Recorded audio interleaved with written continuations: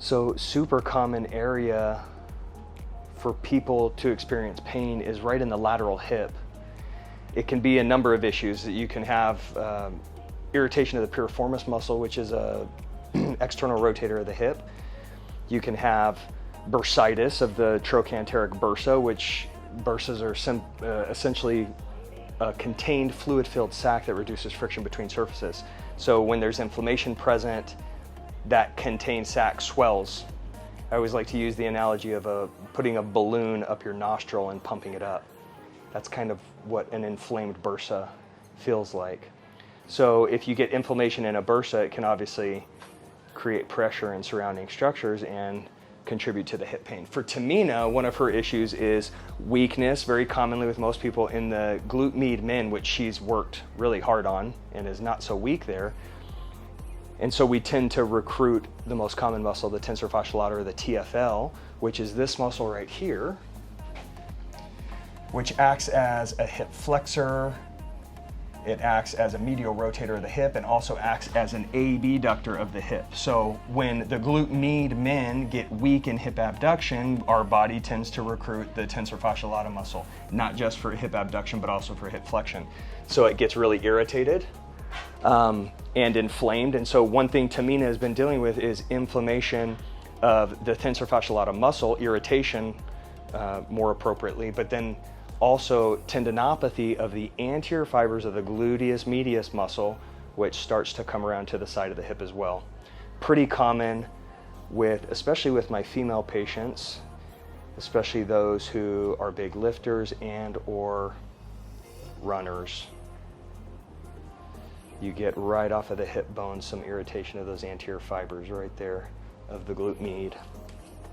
So it's a really sensitive area. For those of you who have tried putting a lacrosse ball in this area and rolling it, quickly realize how sensitive it can be. And so we're going to do a little bit of dry needling here, and then we're going to follow it up with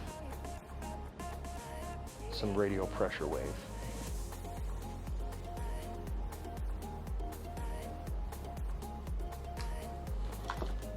The dry needling, again, the main purpose of the dry needling is to desensitize hypersensitive areas within the tissue, which we know as trigger points. Those trigger points are what contribute to a pain signal being sent to the brain to let the brain know, hey, I hurt down here. So when we hit that trigger point with the needle, it helps to desensitize it, which obviously helps decrease pain, but also helps promote healthy tissue. So the needling, as we work on the trigger point specifically, work on movement dysfunctions and weaknesses. One more, Tamina. The tissue not only gets stronger, but we restore blood flow to it, which brings oxygen to it, all of which helps not only promote healthy tissue, but then allows specifically those muscles to help stabilize the joint that they act on.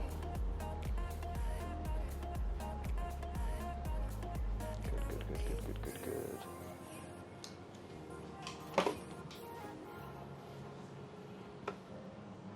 Nice, Tamina.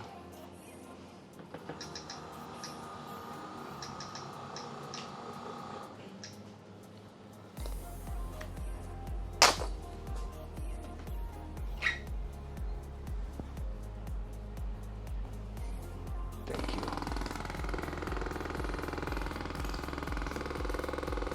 So this is just what we call a V-actor. This is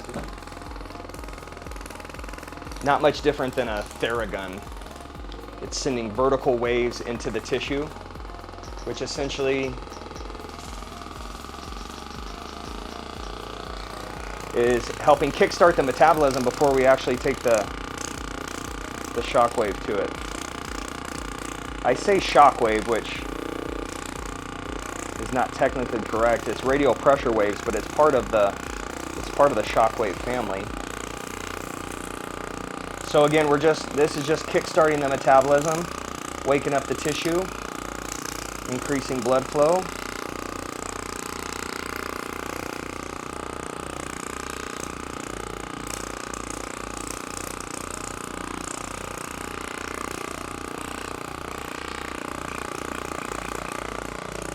So for this treatment, I'm going to focus more on the glute minimus, anterior fibers of the glute med.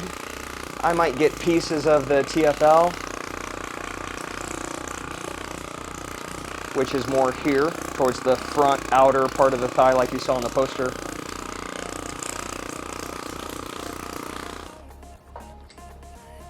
Okay, so inside of this there's a little metal bullet that this pneumatic machine helps to move rapidly, and at different frequencies and at different energies. This unit is really unique because it goes all the way up to a 5 bar, which is a pretty powerful shockwave. That bullet inside of this is really designed to do things that are similar to the dry needling, where we're trying to use the body's own physiology to help speed healing.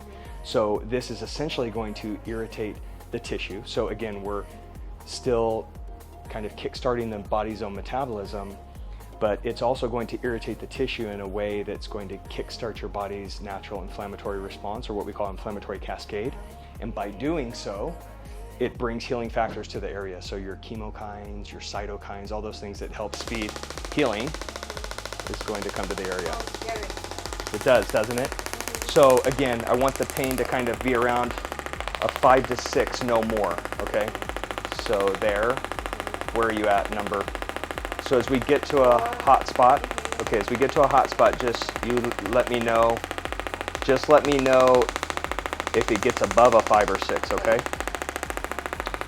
So what I'm focusing on primarily here is a little more the muscle belly, and on the next round, I'll focus more on the tendons. So what we recommend with the Shockwave is at least 3 sessions, essentially 3 to 6 sessions, but 3 sessions is really what we encourage, 1 a week, no more. Because of what we're doing, we have to allow the body to respond to the treatment. So 1 treatment a week for 3 sessions. This is generally about a 15-minute treatment, so people can come in just for the Shockwave if they want. I realized I was yelling that whole time and I've got a mic right here, so good luck with that editing, Justin.